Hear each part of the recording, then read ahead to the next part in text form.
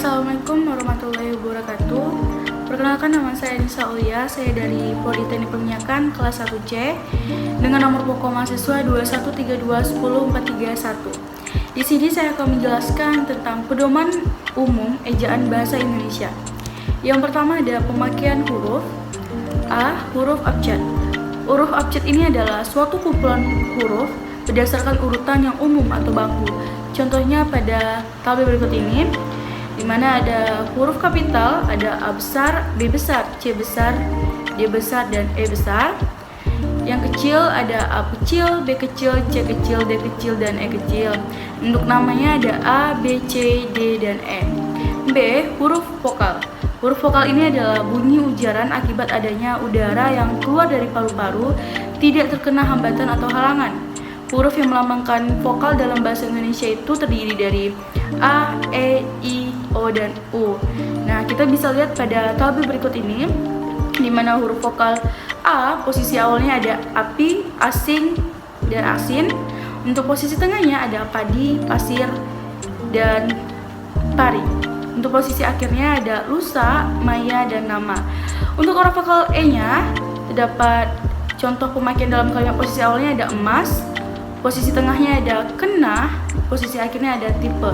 Untuk huruf vokal I, posisi awalnya ada itu, posisi tengahnya ada simpan, dan posisi akhirnya ada murni. Untuk huruf vokal O, posisi awalnya ada oleh, posisi tengahnya ada kota, dan posisi akhirnya ada radio. Untuk huruf vokal U, posisi awalnya ada ulang, posisi tengahnya ada bumi, dan posisi akhirnya ada ibu. Nah, untuk selanjutnya saya akan membahas tentang huruf konsonan. Huruf konsonan ini adalah bunyi ujaran akibat adanya udara yang keluar dari paru-paru mendapatkan hambatan atau juga halangan. Huruf yang melambangkan konsonan ini dalam bahasa Indonesia terdiri dari atas huruf-huruf B, C, D, F, G, H, I, J, K, L, M, N, P, Q, R, S, T, V, W, X, Y, dan Z. Nah, terdapat contoh dalam tabel berikut ini, di mana huruf konsonan B, posisi awalnya ada bahasa, posisi tengahnya ada sebut, dan posisi akhirnya ada adab. Untuk konsonan C, posisi awalnya ada cakap, posisi tengahnya ada kaca, posisi akhirnya tidak ada. Dan untuk huruf konsonan D, posisi awalnya ada dua, posisi tengahnya ada, dan posisi akhirnya ada abad. Selanjutnya untuk konsonan F, posisi awalnya ada fakir, posisi tengahnya ada kafir, dan posisi akhirnya ada maaf. Untuk konsonan G, posisi awalnya ada guna, posisi tengahnya ada tiga, dan posisi akhirnya ada gudeg. Nah, untuk yang terakhir konsonan H, posisi awalnya ada hari, posisi tengahnya ada saham, dan posisi akhirnya ada tuah. D. Huruf diftong. Diftong ini adalah dua vokal yang diucapkan sekaligus. Nah, di dalam bahasa Indonesia terdapat diftong yang dilambangkan dengan ai, au, dan oi. Nah, terdapat pada tabel berikut ini. Huruf diftong ai, posisi awalnya ada ainun, posisi tengahnya ada malaikat, dan posisi akhirnya ada pandai. Untuk diftong au, posisi awalnya ada aula, posisi tengahnya ada saudara, dan posisi akhirnya ada harimau. Terakhir untuk huruf diftong oi, posisi awal tidak ada, posisi tengahnya ada boykot, dan posisi akhir ada amboy. E. Huruf kapital. Huruf kapital atau huruf besar ini adalah huruf yang berukuran dan berbentuk khusus atau lebih besar atau huruf biasa. Biasanya digunakan sebagai huruf pertama dari kata pertama dalam kalimat. Huruf pertama nama diri dan sebagainya. Huruf kapital ini dipakai sebagai huruf pertama kata pada awal kalimat, dan huruf kapital dipakai sebagai huruf pertama nama gelar kehormatan, keturunan, dan keagamaan yang diikuti oleh nama orang. F. Huruf miring. Huruf miring ini adalah huruf yang tercetak miring. Dalam terminologi tipografi disebut italik. Huruf italik ini biasanya digunakan untuk memberikan penekanan pada sebuah kata. Contohnya, habis gelap terbitlah terang, yaitu buku yang merupakan kumpulan-kumpulan surat yang ditulis oleh R.A. Kartini dan dikirimkan kepada teman-temannya. G. Huruf tebal. Huruf tebal ini adalah huruf yang dipakai untuk menegaskan bagian tulisan yang sudah ditulis miring. Contohnya huruf DH seperti pada kata Ramadan tidak terdapat dalam ejaan bahasa Indonesia yang disempurnakan. Selanjutnya yang kedua ada penulisan kata. A. Kata dasar. Kata dasar ini adalah satuan bahasa terkecil yang mempunyai makna.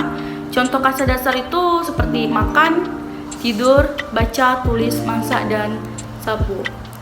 B. Kata berimbun. Berimbunhan. Kata berimbunhan ini adalah kata dasar yang sudah mendapatkan imbuhan. Yang pertama ada awalan atau prefix. Imbuhan-imbuhan yang merupakan awalan diantara meng, ber, ter, pe, di, dan ke. Contohnya meng tambah ucap itu kata benda, menjadi mengucap yaitu menjadi kata kerja. Buat yang kedua ada akhiran atau sufiks, yaitu imbuhan-imbuhan yang merupakan akhiran diantaranya an, kan, dan i. Contohnya makan itu adalah kata kerja ditambah dengan an, jadinya makanan, menjadi kata benda. Satu lagi contohnya ada dengar itu kata kerja ditambah dengan kan, jadi dengarkan itu adalah kata kerja. 3. Sisipan atau inflix. Ini adalah imbuhan-imbuhan yang merupakan sisipan diantaranya L, M, dan R. Contohnya maju ini adalah kata kerja ditambah dengan L menjadi melaju, menjadi kata kerja. Yang keempat ada awalan dan akhiran atau konfiks. Ini adalah imbuhan-imbuhan yang merupakan awalan dan akhiran. Di antaranya ada an, kean, beran, pean, peran, dan seannya. Contohnya ke ditambah keras itu adalah kata sifat ditambah an menjadi kekerasan, itu menjadi kata benda. Yang kedua ada ber ditambah dua itu adalah kata bilangan ditambah dengan an menjadi berduaan, yaitu menjadi kata kerja. Yang C ada kata ulang. Kata ulang ini adalah bentuk kata yang diperoleh melalui proses reduplikasi atau pengulangan, baik secara keseluruhan, sebagian, maupun perubahan. Di Purma ialah kata ulang sebagainya. Contohnya, dedaunan itu gugur setiap musim semi. Dwi Lingga ialah kata ulang menyeluruh. Contohnya, semua anak-anak kelas 1 SD senang ketika berenang. Kata ulang ini terbagi menjadi 3. Yang pertama ada kata ulang berubah bunyi, yaitu jenis kata ulang yang satu ini mengalami suatu pengulangan disertai dengan suatu perubahan bunyi pada sebagian kata. Contohnya, Desa Bangunrejo melakukan gotong royong untuk membersihkan desanya. Yang kedua ada kata ulang berimbuhan. Jenis kata ulang ini terjadi akibat suatu penambahan imbuhan pada sebagian kata. Contohnya, antar sesama manusia wajib untuk saling tolong-menolong. Yang terakhir ada kata ulang semu. Jenis kata ulang ini salah satu kata yang mengalami proses pengulangan seluruhnya tetapi tidak bisa dipisahkan. Contohnya, pada hari libur, Ani berlibur ke taman kupu-kupu. D. Gabungan kata. Gabungan kata ini adalah penyusunan dari kata berbeda umumnya dua kata sesuai dengan kaidah pedoman umum ejaan bahasa Indonesia atau PUBII.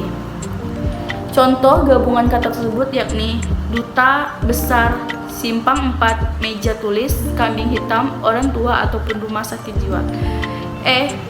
Pemenggalan kata. Pemenggalan kata ini adalah proses pemenggalan atau pemotongan kata sehingga kata bisa dituliskan dan dilafalkan atau diejakan dengan baik. Biodata, biodata, biodata. Fotografi, fotografi, fotografi. F. Kata depan. Kata depan ini adalah jenis kata yang ditulis di depan sebelum menuliskan kata benda, kata kerja, kata keterangan, dan jenis kata yang lainnya. Contohnya, Ika lahir di Palembang dan ayah sudah berangkat ke kantor. Yang G ada singkatan. Singkatan ini adalah kependekan atau gabungan huruf, sedangkan akronim adalah kependekan huruf yang terdiri dari beberapa unsur. Contohnya singkatan HLM menjadi halaman, YTH yaitu yang, dan contoh akronim Puskesmas atau Pusat Kesehatan Masyarakat Pemilu Pemilihan Umum. Yang H ada angka dan bilangan. Angka ini adalah simbol digit atau beberapa digit yang digunakan untuk melambangkan suatu bilangan.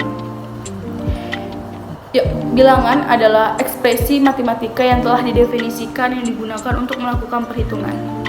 Yang I ada kata sandang. Kata sandang ini adalah jenis kata yang tidak mempunyai makna secara khusus. Contohnya si dan sang.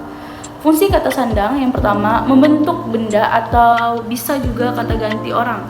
Yang kedua ada memberikan suatu perbedaan atau batas suatu kata atau frasa. Dan yang ketiga terkadang menggantikan kata sifat menjadi kata benda atau pada kata sandang netral. Baik, selanjutnya yang ketiga ada pemakaian tanda baca. A. Tanda titik. Tanda titik ini adalah tanda baca yang digunakan untuk menahan atau menandai akhir dari sebuah kalimat dalam berbagai bahasa. Dan B. Tanda koma. Tanda koma ini adalah tanda baca yang memiliki bentuk mirip apostrof atau benda petik tunggal tapi diletakkan di garis dasar teks. Yang C ada tanda titik koma. Ini adalah tanda baca dengan beberapa penggunaan, terutama untuk jeda pada kalimat dan pemotongan pada suatu daftar. Yang D ada tanda titik dua. Ini adalah tanda baca yang dilambangkan dengan dua titik berukuran sama yang diletakkan satu di atas yang lain atau diletakkan dengan garis vertikal yang sama. Yang E ada kata hubung. Kata hubung ini adalah tanda baca yang digunakan untuk menghubungkan dua kata atau memisahkan dua suku kata. Yang F ada tanda pisah. Tanda pisah ini adalah tanda baca yang secara tampilan mirip dengan tanda hubung, tetapi lebih panjang dan memiliki fungsi yang berbeda. Yang G ada tanda tanya. Tanda tanya ini adalah salah satu tanda baca yang digunakan untuk menandakan akhir kalimat pada kalimat pertanyaan. Yang H ada tanda seru. Tanda seru ini adalah tanda baca yang biasanya digunakan setelah suatu interjeksi atau kalimat seruan untuk menunjukkan perasaan atau penegasan dan sering menandai akhir suatu kalimat.